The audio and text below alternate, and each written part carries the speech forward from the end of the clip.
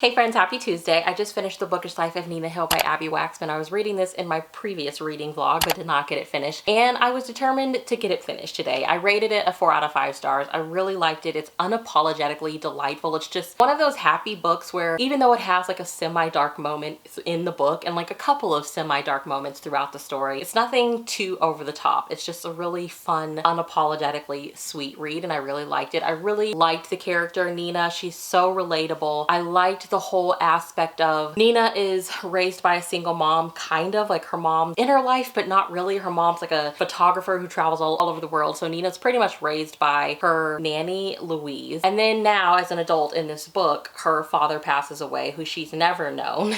And she learns that she has all of this family that's been living in the same city as her. It's them like navigating this new relationship with each other. I really liked how that was handled. Like only really one family member was kind of suspect of Nina, but I felt like she just really served as like the character that kind of embodied the confusion and anger. We've lost this family member. Along with losing him, we're learning that we didn't really know much about him as a person. Like he did have his secrets and things that he kept tucked away. I ended up really enjoying it. It does have a romance in it. I felt like we could have maybe gotten more out of the romance. It was fine. Next, I'm gonna pick up Almost Just Friends by Jill Shalvis. I have the audiobook checked out from the library and it's due back in like 8 days. So I'm gonna pick this one up. I don't know much about it, but like I love Jill Shalvis. So I feel like it's gonna be a good time.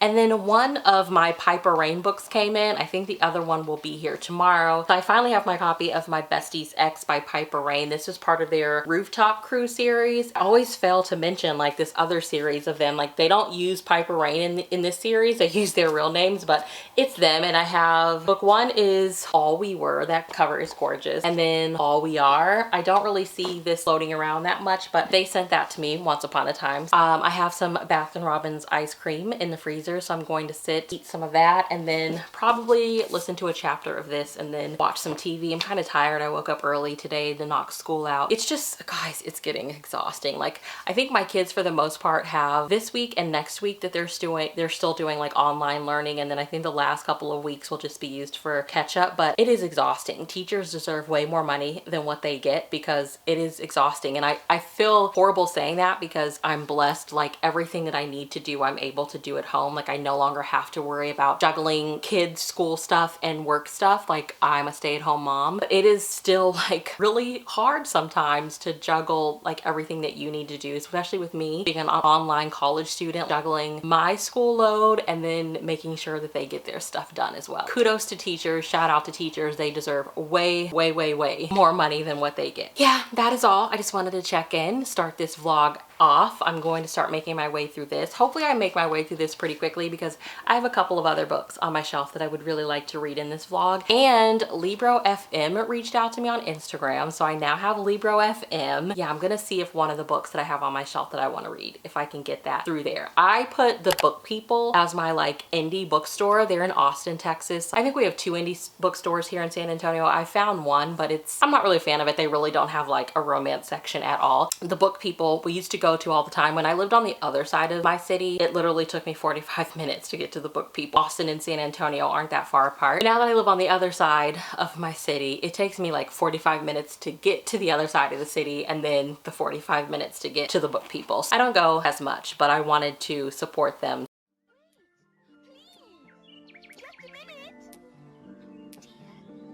I'll never catch him while I'm this small.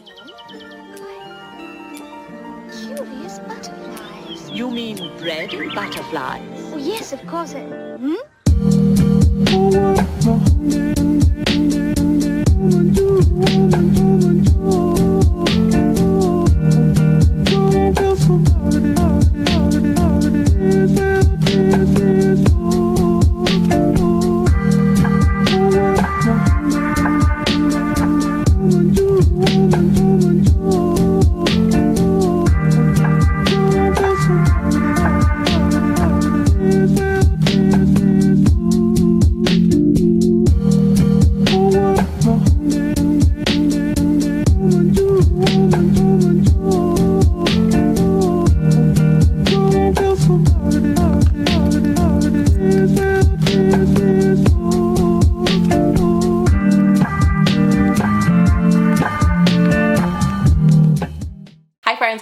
It's a little bit after 2 o'clock and I finally sat down and did a little bit of reading of Almost Just Friends by Jill Shalvis. I'm literally like 32 pages into it, but I am loving it so far already. I posted on my Instagram that Jill Shalvis, it just feels like 2020 has become the year of Jill Shalvis for me. She is just really becoming a comfort read author. I've really just been enjoying the books that I've been reading by her so far.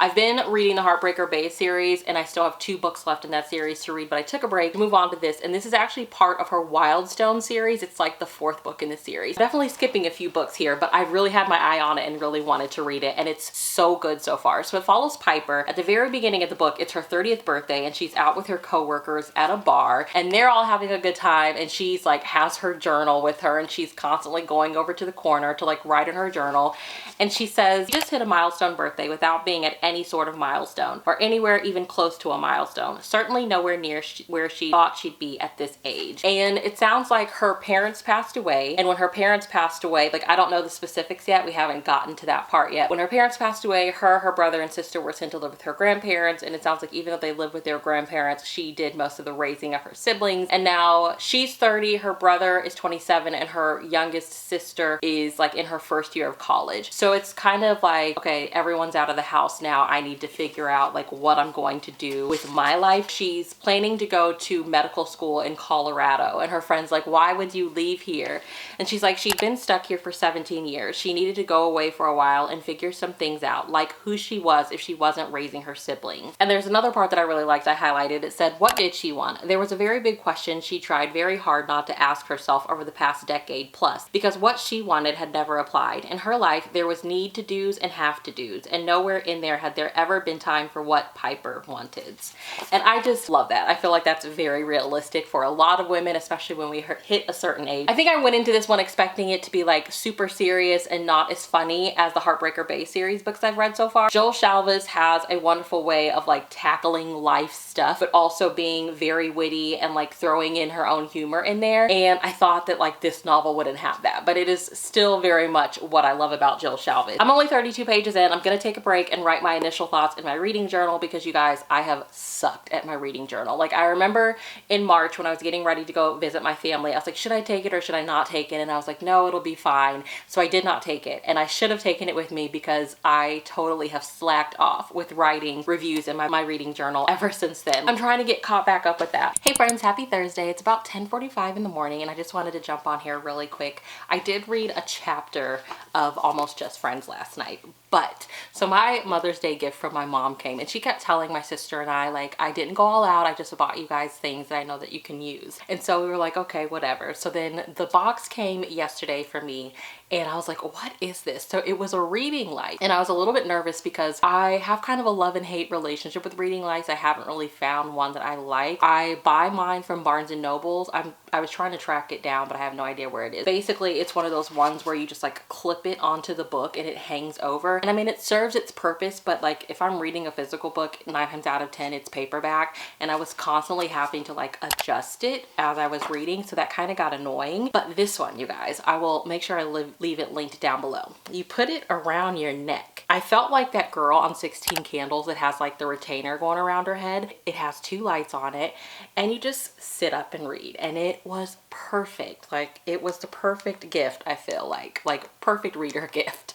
So yeah, I'll make sure I leave that linked down below for you guys in case any of you are like late night readers and you've been looking for a good reading light. Like it looks weird, but I really enjoyed it. Guys, happy Friday morning. It's a little bit after 9 o'clock and I just got done chatting with my psychiatrist online, and I realized I did not do any more check-ins yesterday, and it's crazy because I'm like, what did I do yesterday? I ran to Baskin Robbins. So our Baskin Robbins and our Dunkin' Donuts are connected, so I always go and I'll get like 3 scoops of cookie dough ice cream to just like eat on throughout the day. I get a hazelnut iced latte, and so I get my coffee and I'm not like drinking it initially, and I get like halfway home and I start to drink it and I'm like, this is not my drink. Like this is absolutely gross. I don't even know what it was, but it had like this like really strong taste in it that just like was making me sick to my stomach. But obviously like I'm pretty much home by this point, and I'm like, there's no way I'm driving all the way back over there to get it. It just felt really nice to be in the car driving, listening to a podcast. Like it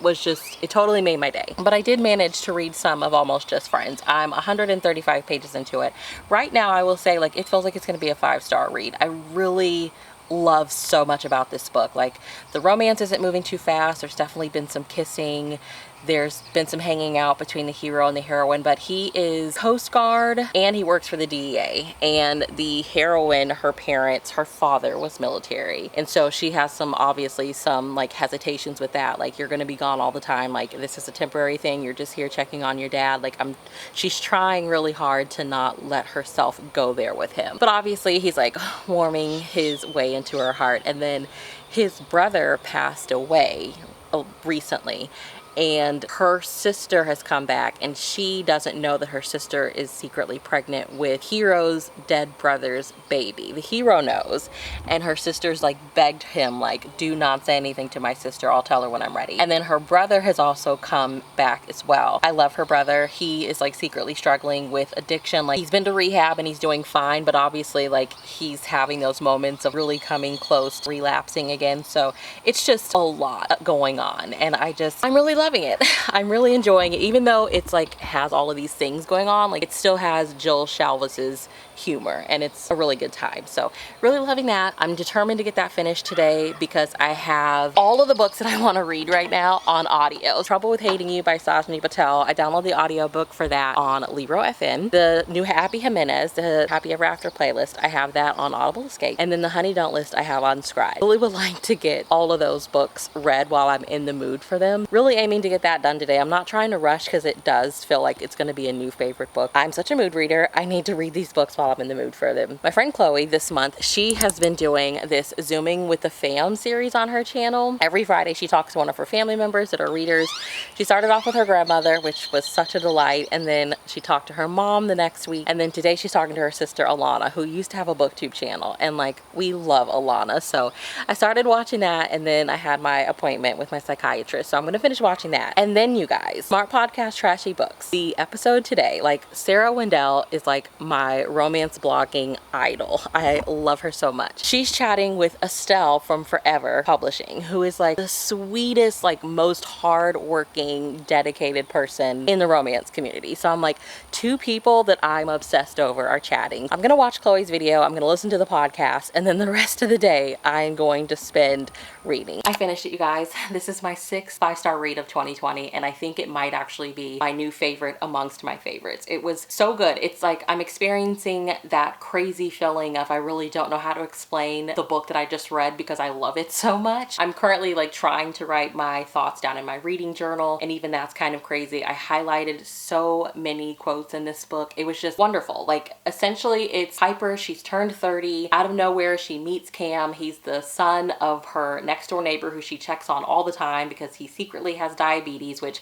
comes out, and Cam lives with the guilt of like not really knowing what his dad's going through because he spends so much time away since he's in the Coast Guard and he works for the DEA. Piper has all of these dreams of leaving town in California that she lives in to go to Colorado, to go to school, to become a physician's assistant, and then her brother shows up and he's got secrets that he's been hiding. Her sister shows up and she has a secret that she's been hiding, and Piper is just, she really had to step it up. Their parents passed away, so she ended up raising herself and her siblings, and it's really just this beautiful story of who am I now, what do I do now that I don't have to fill all these roles. My siblings are grown. Her brother especially really tries to get her to understand that, like, I'm grown now, we're equals, let me help you. It's just her struggle really with that, and it's just so beautiful. The romance was beautiful. I loved Cam. He's one of my favorite heroes now. Like, I feel like I'm not telling you guys much about this book, but I absolutely loved it, and I feel like sometimes when you love a book so much, it's really hard to talk about it. I really love how realistic it feels. Like, it feels like this could easily be me one day, or it could easily be one of my girlfriends. Like, just hitting that point in your life where you're like, what do I do now? And I feel like a lot of women hit that point in their life. Most of the women that I know, especially once their kids are grown and they're out of their house, it's like, what do I do now? Like, what roles do I have to fill now? I hit up my friends on our Voxer chat and I'm like, I think I'm gonna read the Honey Don't list next. So I'm like determined to pick that one up. I think it's actually shorter than the other books that I really want to read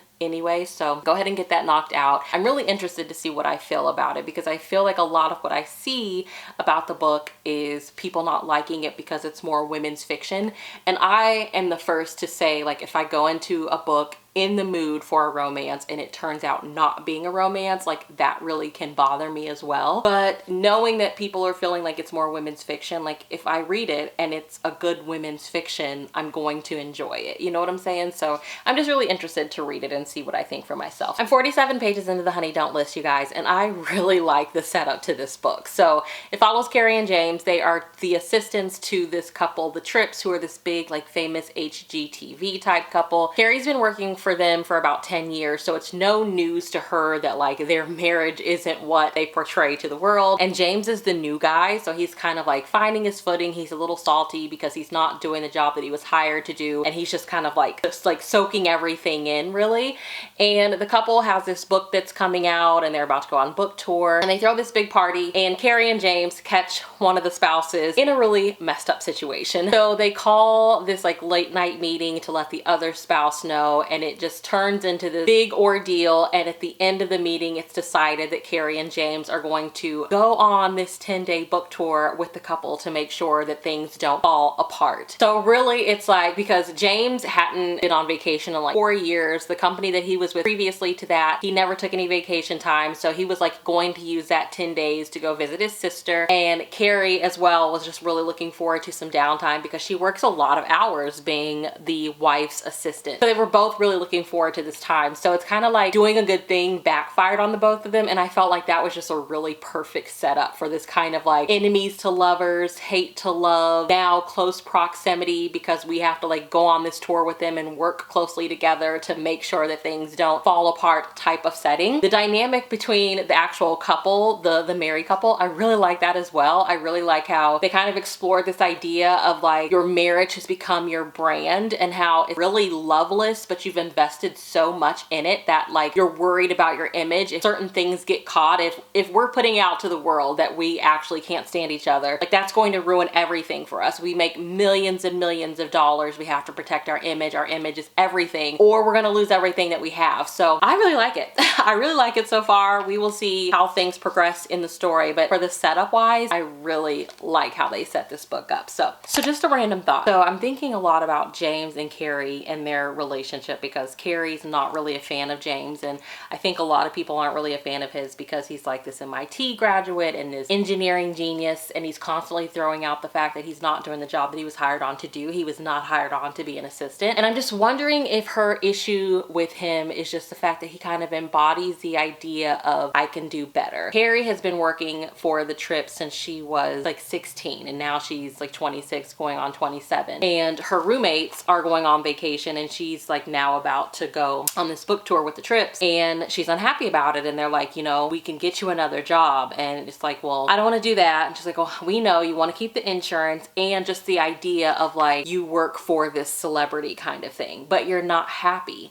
And so I think maybe the issue lies in the fact that like James has, you know, went to school and he's got this education under his belt, and he could in a sense do better. Okay, he's working for a celebrity, and in a lot of people's eyes, like that's the job that you want to do, but like he could easily walk away and have something else to do, whereas she's been pretty much working for them since she was a kid. So it's like, what would I do? So I wonder if it's kind of a little bit of jealousy there, like I'm kind of stuck, put up with this treatment because, you know, the insurance. And it's really this kind of interesting look too at what we're willing to deal with and emotionally and mentally sacrifice to take care of ourselves. So I'm 126 pages into the Honey Don't List by Christina Lauren, and it's really hard to talk about this book because I feel like structurally it's great. It's a really well-crafted story, and every time I sit down to read it, I get sucked into the story. And it was one of those reading experiences where as I started making my way through it, I was like, let me pull up the reviews and see what people are saying about it. And I follow a lot of reviewers that I really respect their opinions, and it's kind of split down the middle. There's quite a few reviewers that absolutely loved it, and there's quite a few that just didn't like it. And I was getting the vibes that a lot of readers weren't enjoying it because it's not what they used to write. Like Christina Lauren feels really new, but they have a really long bibliography. It's crazy because I pulled up their author profile one time and I was like, wow, one of the last young adult novels that I read years ago was by Christina Lauren, and it was like a ghost story romance. And I stayed up until like 3:30 in the morning finishing that book. Like going into it, I felt like a lot of people's issue was that it wasn't what they're used to. They're not writing the smuttier, fun romances that we've come to kind of expect. It came out with The Unhoneymooners, and that just all of a sudden heroine became the standard. Like that was the bar that everyone had, you know, their expectations set on. And I think that I kind of lumped myself into that group. Like I heard about this in the winter of 2019. I put it on my 2020 most anticipated releases video. Yeah, I read the summary, I saw the beautiful cover, and I was like, oh, this is gonna be a rom-com. Like this has to be a rom-com. And it's not a rom-com. There's nothing fun or funny about this book at all. So I think that has nothing to do with the author. That has like everything to do with me, like not giving them a blank slate, you know? Yes, the Honeymooners was great. My favorite half night stand was great, but they're not gonna do that every time. So I think me going into it with the expectations of this is going to be this fun book is like definitely disappointing me a little bit. The heroine, Carrie, I feel like in a way, I'm really picky with heroines, and I have to like catch myself sometimes because sometimes I feel like I don't give them, you know, enough of a chance. But I feel like in this one, they're just overdoing it with her just a little bit. It's really hard to pinpoint and it's really hard to explain, but I just hate when authors won't let you as a reader figure things out for yourself. Like they constantly are like re-emphasizing and bringing up these situations to just rehash and make sure that we understand Carrie's in a really crappy situation. Like scenes are one thing, that's cool. But then like to just constantly like be in Carrie's head and be reminded of she hasn't gone to college, she doesn't have any options, she needs to be in this crappy situation for the insurance. So to see her constantly take this workplace abuse, it's just like, okay, I got it. Like I got it. You're in a really crappy situation. Let's have the story continue on. Let's see some other things. Guys, happy Monday. I finished The Honey Don't List by Christina Lauren yesterday afternoon. It was a busy Sunday, so I did not have a minute until about like 9:30 to actually sit down and do something for myself, and by that point I was exhausted. So here we are today. I finished it. If you follow me on Instagram or Goodreads, you know that I rated this 3 out of 5 stars. Both of those are linked down below. This book, I just feel like it had a lot of potential, and I also feel like if you're in a certain mood and you're looking for a certain thing, that you would absolutely love this book. It's a really weird conundrum to be in because I feel like the writing was fantastic. I feel like structurally it was like geniusly put together, and I feel like the premise of this is amazing. But I also feel like I suffered from reader expectations with this. It essentially follows two couples. It follows Melissa and Rusty, who are the big famous couple, and their assistants, Carrie and James. And I feel like I loved the setup to this book, but what the setup being amazing does is it kind of does a disservice, in my opinion,